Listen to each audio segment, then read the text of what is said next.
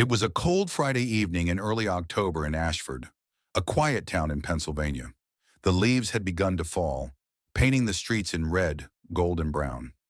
Inside a modest two-story house at the edge of town, the Bennett family was having what would be their last dinner together. Thomas Bennett, a retired military officer and a deeply religious man, sat at the head of the table.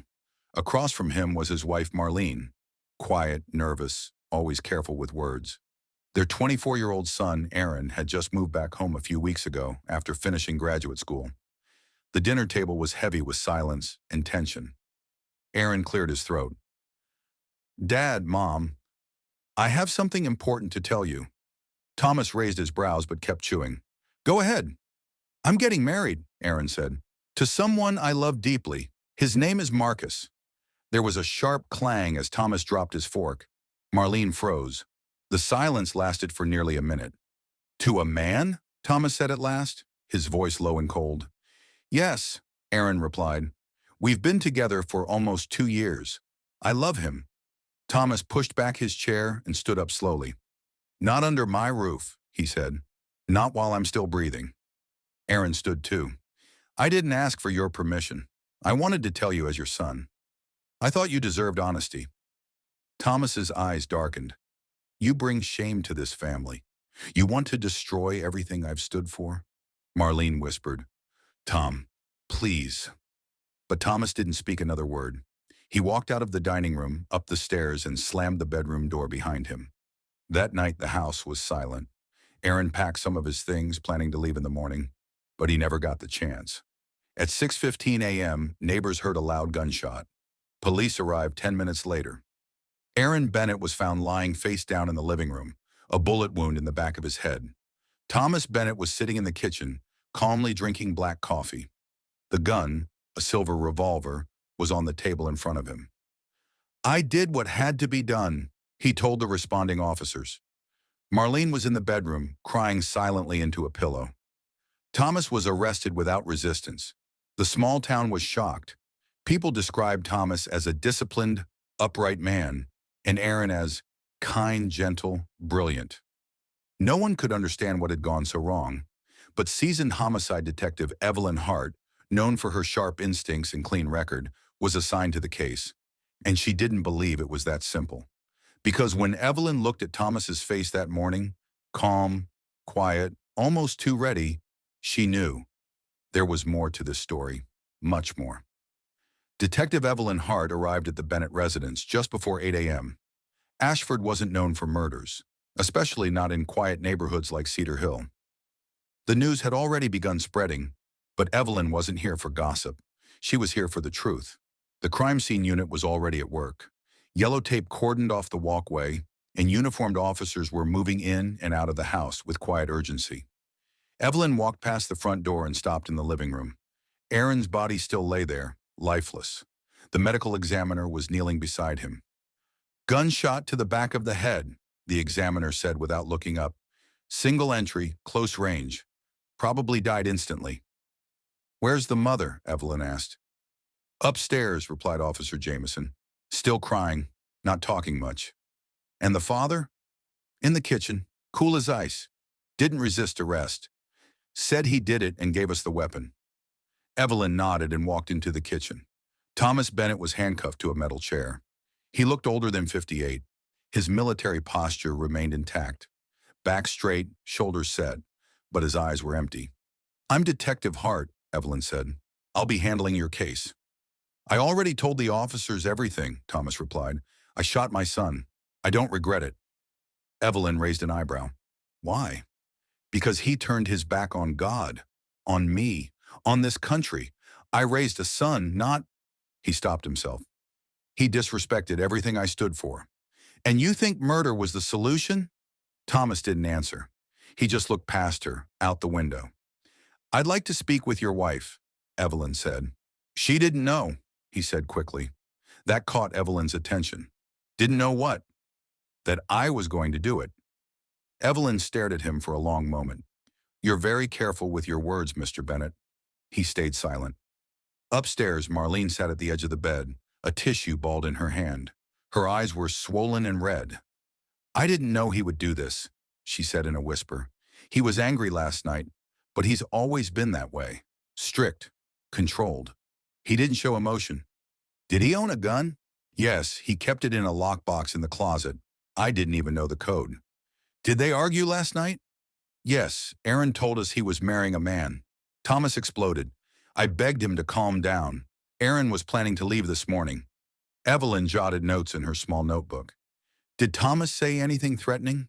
Any specific words? Marlene shook her head slowly. He just went quiet. That's worse than when he yells. Later, Evelyn stood outside with Officer Jameson. What do you think? He asked. He confessed too easily, she said. Almost like he was waiting to. Something about this doesn't feel right. You think someone else pulled the trigger? No, Evelyn said. I believe he did it. But I think there's something behind it, a bigger reason, something he's hiding.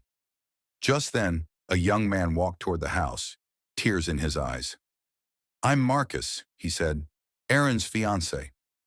Evelyn looked him over, early 20s, athletic build, shaking hands. He held a small duffel bag. He told me to meet him here this morning, Marcus said. He was going to leave with me. We were going to go back to Philadelphia and start planning the wedding. Evelyn nodded slowly.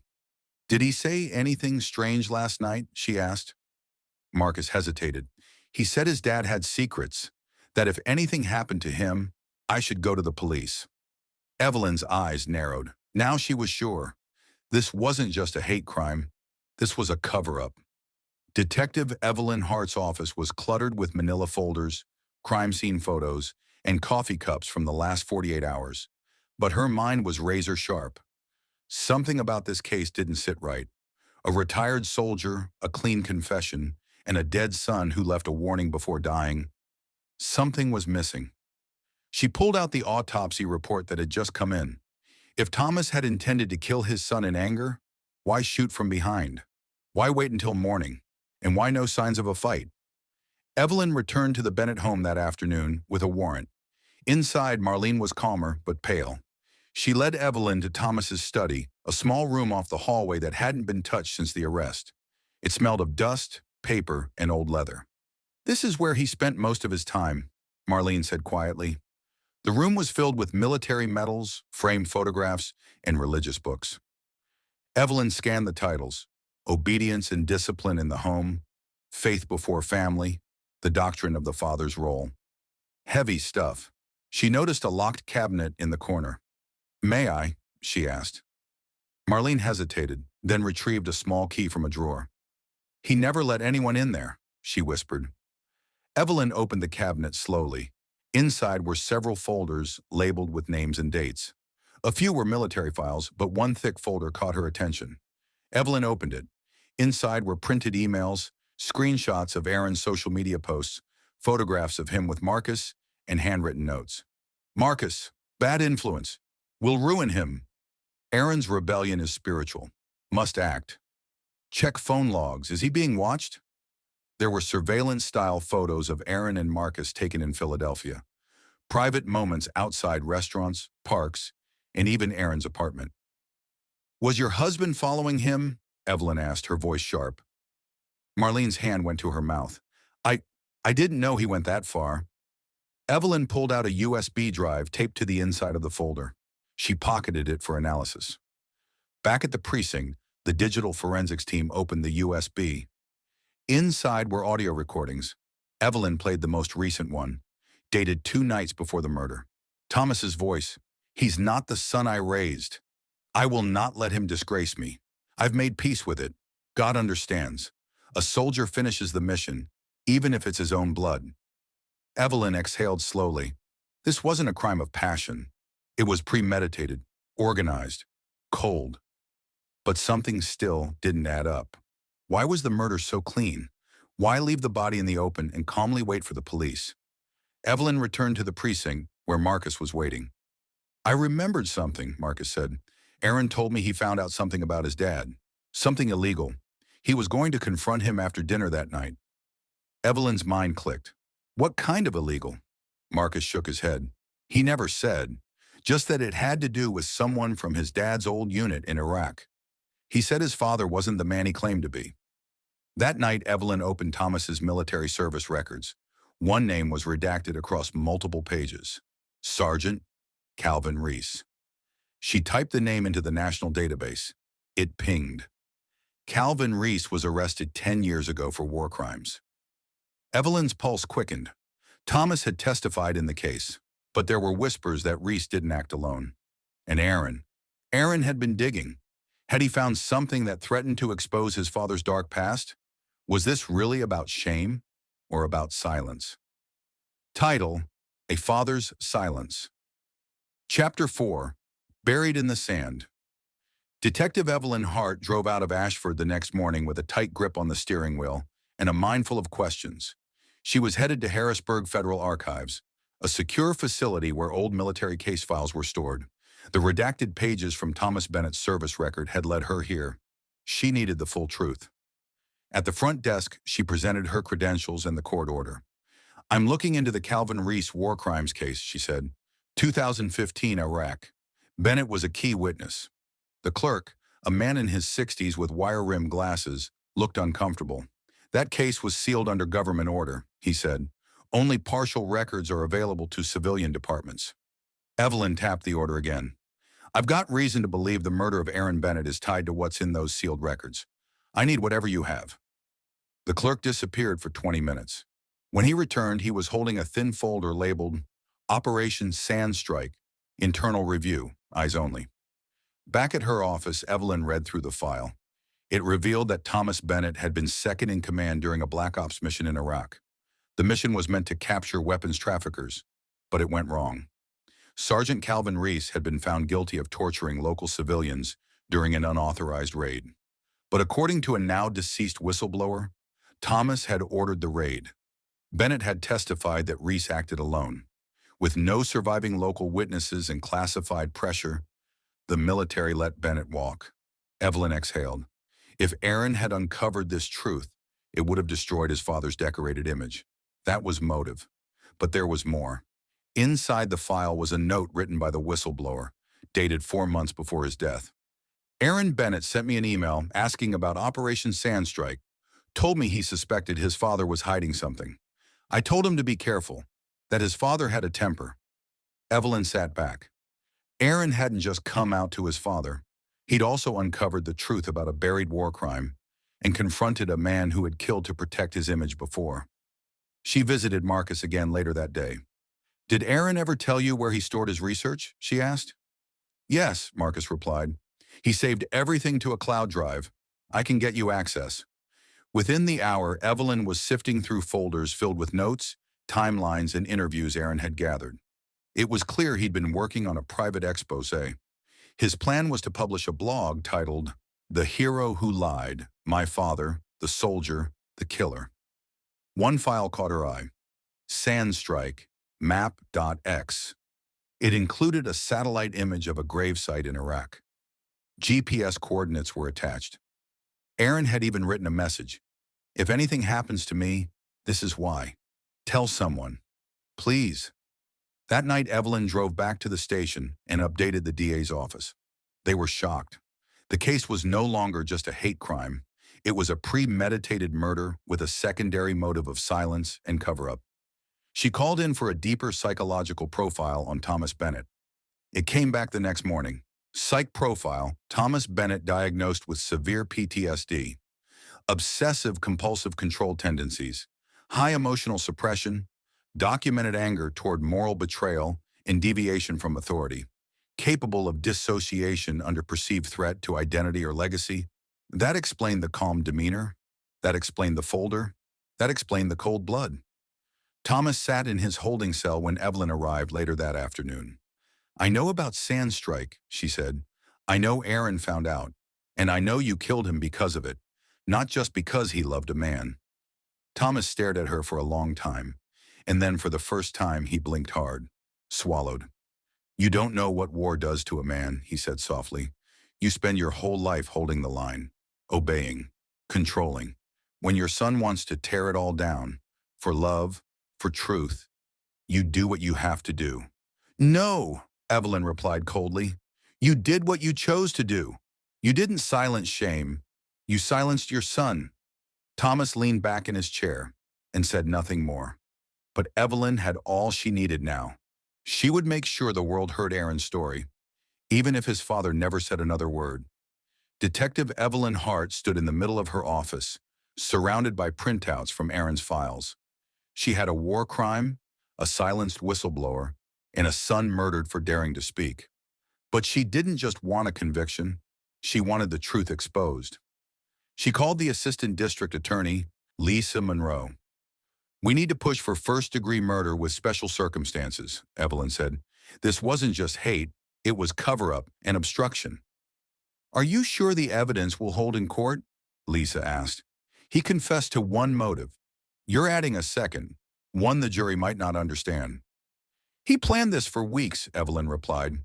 "He tracked his son, recorded audio logs, and knew exactly what Aaron was uncovering. We're not guessing. We have hard proof." Lisa agreed. The motion to amend the charges would be filed by morning. That night, Evelyn sat alone listening to Aaron's voice. Marcus had shared one final voice note from Aaron, sent just 2 days before the murder. His voice was quiet, a little shaky, but determined. "If you're hearing this, it means my father knows. I've tried to believe he'll understand, but deep down, I think he'll see me as a threat. Not just to his beliefs, but to the image he built. He always said I'd be his legacy, but I'm not. I'm my own man, and I won't lie to protect him. Marcus, I love you. If anything happens to me, take this to the police, not just for me, but for every son like me who won't be silenced." Tears stung Evelyn's eyes. She closed the file and leaned back in her chair. Aaron had left behind something more powerful than evidence. He left a voice that refused to be erased. 2 days later, Evelyn met with Rhett, Lieutenant Daniel Ortega, one of the only surviving members of Thomas Bennett's military unit. He looked tired and carried a cane, but his eyes were sharp. "You're here about Sand Strike," he said before she could speak. "Yes, I believe your former commander murdered his son to prevent exposure." Ortega exhaled and nodded slowly. "We all knew Reese didn't act alone. We just didn't talk. Thomas, he was in charge of the mission. He gave the green light for everything that went wrong. And when it blew up, he threw Reese under the bus to protect himself." "Did Aaron contact you?" "Yes. Smart kid. He asked questions most people were too scared to. I warned him, gently, told him not to push too far. But I guess he did." "Would you testify?" Evelyn asked. Ortega looked down. "I'm old. I've seen enough death. But yes, for Aaron I will." Back in Ashford, the community was split. Some still saw Thomas as a hero and a man of God. Others, especially the younger generation, marched through Main Street holding candles and signs that read, "Aaron deserved to live, and truth is not treason." The Bennett's home became a symbol of silence, its windows shut and shades drawn. Marlene stayed indoors, her heart broken twice, once by the death of her son, and again by the man she thought she knew. Evelyn met with her one final time. "I have to ask," Evelyn said, "did you ever suspect he'd hurt your son?" Marlene looked down at her hands. "I suspected he would disown him," she whispered. "I didn't know. Thomas always had this darkness inside him. War made it worse. Faith gave him rules, but not healing." "He needed help," Evelyn said.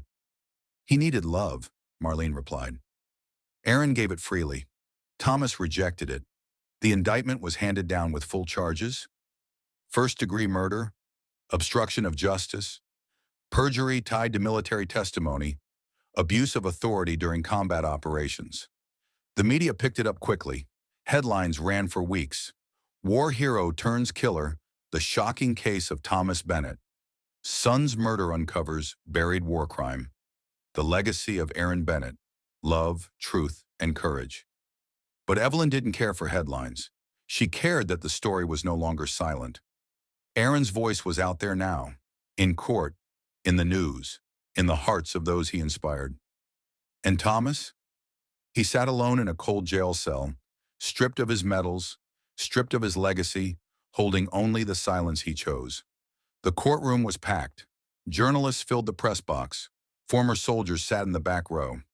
LGBTQ+ activists stood outside holding signs with Aaron's face printed beside the words, Truth was his crime. It had been 4 months since Aaron's murder. The prosecution had built a powerful case. Evelyn Hart sat quietly near the front row. She wasn't just the lead investigator now. She had become the voice for the victim. Judge Ellen Monroe called the court to order. Thomas Bennett entered wearing a gray suit, shackled at the wrists, still standing tall, still expressionless. But Evelyn noticed something different in his eyes. Not guilt, not fear, but regret he would never admit. The prosecution opened strong.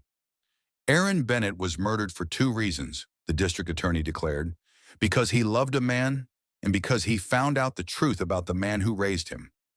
His father silenced him for love and justice. This was not a moment of rage. This was a planned, cold execution. They played audio recordings from Thomas's USB drive, his own words admitting his intent. They presented Aaron's cloud files, interviews, timelines, research, even the satellite image of the Iraqi grave. Site Lieutenant Daniel Ortega took the stand. I served under Thomas Bennett. We all knew the truth about Operation Sandstrike. When young Aaron reached out, I saw courage. I saw a man willing to do what many of us never could. The court was silent. Then came the emotional punch. Marcus was called to testify. He walked up trembling, but stood tall. I loved Aaron. We were building a life. He was smart, kind, honest. He didn't want revenge. He wanted truth. He told me he feared his father might do something. But he said, if I don't speak up, who will? A few jurors wiped their eyes. The defense tried to argue PTSD and diminished capacity. Their strategy: Thomas was a broken man, shaped by trauma and blinded by the fear of losing control. He didn't mean to kill. It was impulse. But Evelyn had already proven otherwise. They played the confession again. His chilling words. God understands. A soldier finishes the mission, even if it's his own blood. Premeditated, cold, certain. The jury couldn't look him in the eye. Evelyn remembered a private moment she had with Marlene just days before the trial began. She had asked, "Do you still love him?" Marlene had replied through tears, "I love the man I thought he was. But the man who killed our son? I don't even recognize him." The verdict came after 7 hours of deliberation. Guilty on all counts. There was no applause in the courtroom. No cheers. Just quiet tears and long, shaky breaths. Thomas didn't react. He simply stood, took the verdict like a command, and let the officers lead him out. A soldier to the end, except this time, not on a battlefield, but in disgrace. That night, Evelyn visited the quiet graveyard where Aaron was buried. A single white rose lay on his headstone. She knelt and whispered, "You didn't die in vain, Aaron. Your truth lives on." She placed her hand gently on the stone. The wind stirred the trees above, and for the first time in months, Evelyn Hart felt peace. 6 months had passed since the trial. Spring had returned to Ashford, Pennsylvania. The cherry trees were blooming again, and the streets buzzed with the sound of life moving forward. But for some, life had changed forever. Detective Evelyn Hart sat at her desk early that morning, her final case file open in front of her. The last thing left to do was write the closing statement of the investigation. Not for court, not for the press, but for the record, for Aaron. She began. The case initially appeared to be a tragic domestic dispute stemming from Thomas Bennett's extreme disapproval of his son's sexual orientation. Upon early confession, Mr. Bennett claimed the act was necessary and justified. However, further investigation revealed a more complex motive. The victim, Aaron Bennett, had been researching and preparing to expose criminal actions tied to Operation Sandstrike, a 2015 U.S. military operation during which multiple human rights violations occurred in Iraq. Thomas Bennett, then second in command, had provided false testimony implicating another soldier, Sergeant Calvin Reese, while hiding his own role in the unauthorized raid. Aaron's files, stored on a secured cloud drive, included interviews with retired officers, email communications with a deceased whistleblower, GPS coordinates of an unmarked mass grave, and a written plan to publish a full expose. Evidence shows that Thomas Bennett became aware of his son's investigation and, fearing exposure, made plans to silence him. His beliefs about family, honor, and masculinity only intensified his decision. The murder was premeditated. Surveillance photos, audio recordings, and a personal folder labeled Aaron Private detailed his steps leading to the crime. The confession was not a surrender of guilt, but an attempt to control the narrative. Aaron was a young man full of courage. In a town that barely understood him, in a home that judged him, he still chose truth. He could have walked away. He could have stayed quiet. But he didn't. He stood up to the most powerful figure in his life, not just for love, but for what was right. Thomas Bennett chose silence. Aaron Bennett chose voice. One tried to hide behind duty and shame. The other lived for justice. The file was closed. The record sealed. But Evelyn didn't stop there. She had spent the last 2 months working with Marcus, the district attorney, and a nonprofit legal team to make sure Aaron's voice echoed far beyond Ashford. They created the Aaron Bennett Truth Initiative, a national program that offered legal support to LGBTQ+ individuals facing violence from within their own families, and that investigated suppressed military misconduct. Aaron's blog post, "The Hero Who Lied," was finally published posthumously, just as he'd written it. Within days, it went viral. His words spread like fire, and they could not be buried. On the 1-year anniversary of his death, a crowd gathered in Ashford Town Square. People from across the country, veterans, activists, journalists, families, stood with candles in hand. Marcus gave a short, quiet speech. Aaron loved truth more than comfort. He loved justice more than approval. And in the end, he gave everything. But we're still here, carrying his light, speaking his name. As the sky darkened, hundreds of voices whispered together, "Aaron Bennett lives in truth." And in that moment, Evelyn Hart knew. The silence was broken, forever.